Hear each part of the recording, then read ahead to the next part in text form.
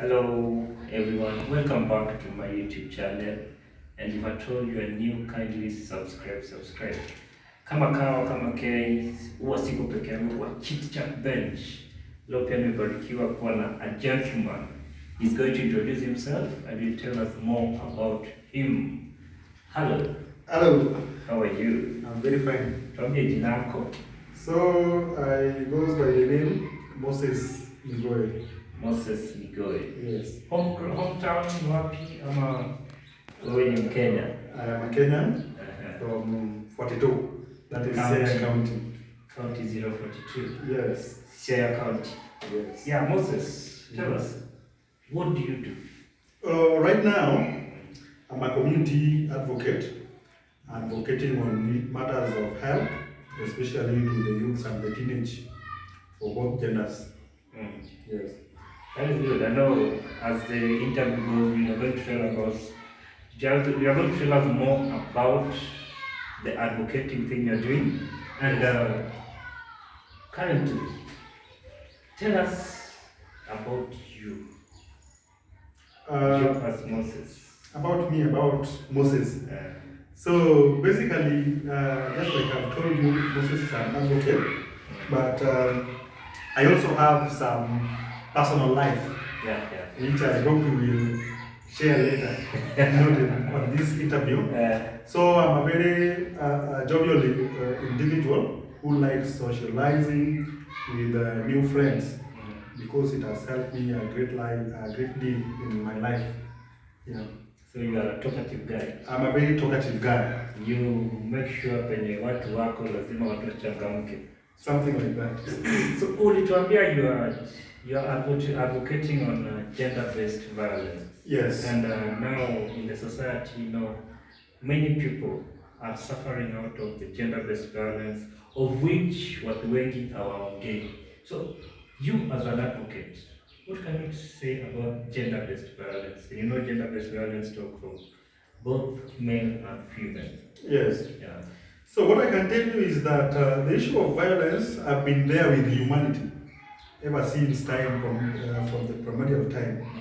But right now, in the 21st century, the number seems to be escalating because of the challenges that we are facing in life. There is inadequate resources for humans. So you find that the scramble for resources makes people to become violent at times. So even in the society where I come from, there are numbers of violences that happen both to male and female. So as an advocate, with the organization I'm working with, we really give information and teach people on how they can live peacefully. Because we know by the end of the day, actually, we need peace. Humanity needs peace to coexist. Yeah, so in the community where I come from, there's a lot of violence, especially to girls. It is more prone to girls unlike the male one. But other males here, they are. So let's say, there are protocols for someone to report the cases of gender-based violence. Yes. Tuseme kama mtu amedhulumiwa. Yes. What are the steps for this person to follow so that apate haki yake? Now, talking of the steps, we find that every situation requires a step until the final step. So in case of violence, you find that whenever violence has happened, we have two people. We have the perpetrator and we have the victim. So when we hear such cases, first of all, we normally get to involve ourselves in the victim. So number one case, we see how dangerous is the situation. Is she or he in danger? Amepigwa sana ama akwaje? Then the first step, kama ni mtu ameumia, we take him or her to the hospital to get medical attention. After which, a doctor will write a P3 form. So we use the P3 form to report back to the police station. And after the case is with the police, then it is exposed for investigation. And we always ensure that the perpetrators of this violence are brought to book so that justice is served at all times. So the victim should not be afraid of being victimized by the perpetrator?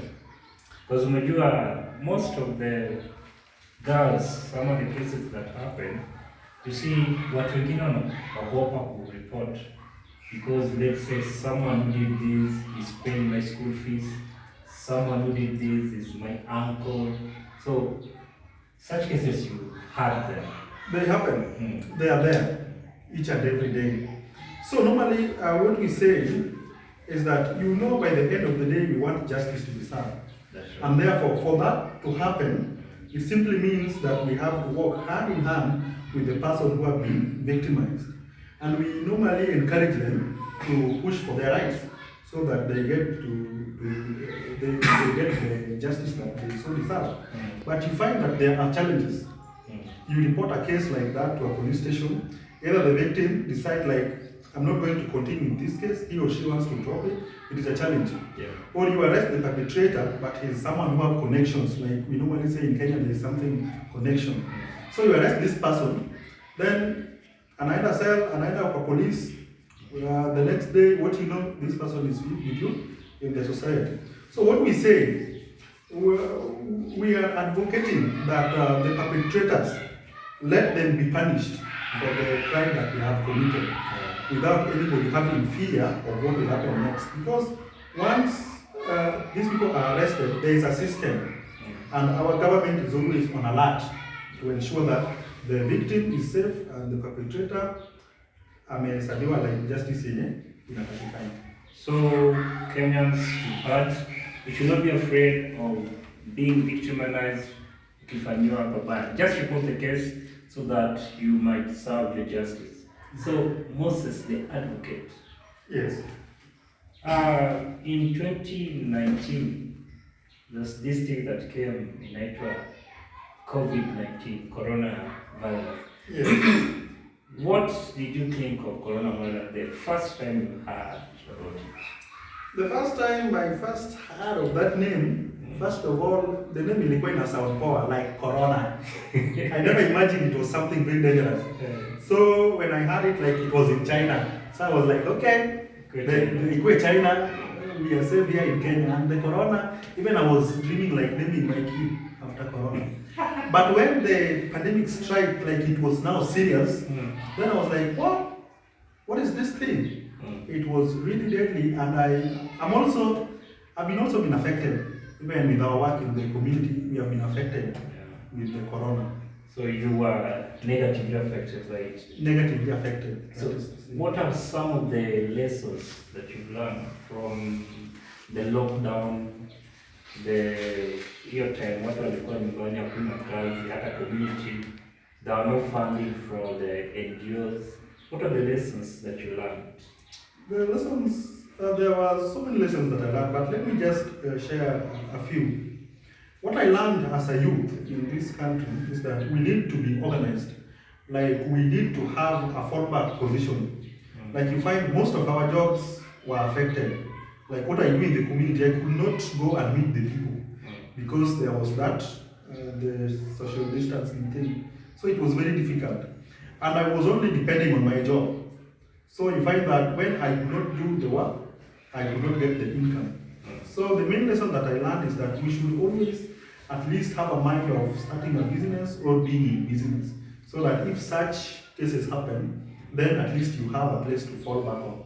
So falling back is the lesson. Yes. And before tumalize, and I know you are a youth, and there are so many challenges that you encounter. You've talked of business, you've talked of where someone should be looking for in case of job issue or business. Yes. So what is the parting shot to the youth? And you can look at the camera and return the parting shot before tumalize. Okay, the youths who are outside there who are listening to me, what I can tell you is that number one thing that I was taught ever since I was young, let us trust and believe in God. He is the core point of our coexistence, and everything is just possible with God. So, number two is that after we have involved God, let us just wake up and to see it that now we expect like God is going to provide for us everything. Let us be people who are very flexible, because the world is now very competitive. Change when the change comes. So let us just rise up tusikue tu hapo like we are just people who are involved in drugs or some very bad behaviors. Let us work hard, let us be good people, because by the end of the day, it is we, the youth, who are going to make the next generation. Okay, family, umesikia, trust in God and work hard from Moses the Advocate. Thank you very much for listening and for tuning in to my YouTube channel, and kindly remember to subscribe and share it with your friends. Thank you and see you again. Bye. Bye.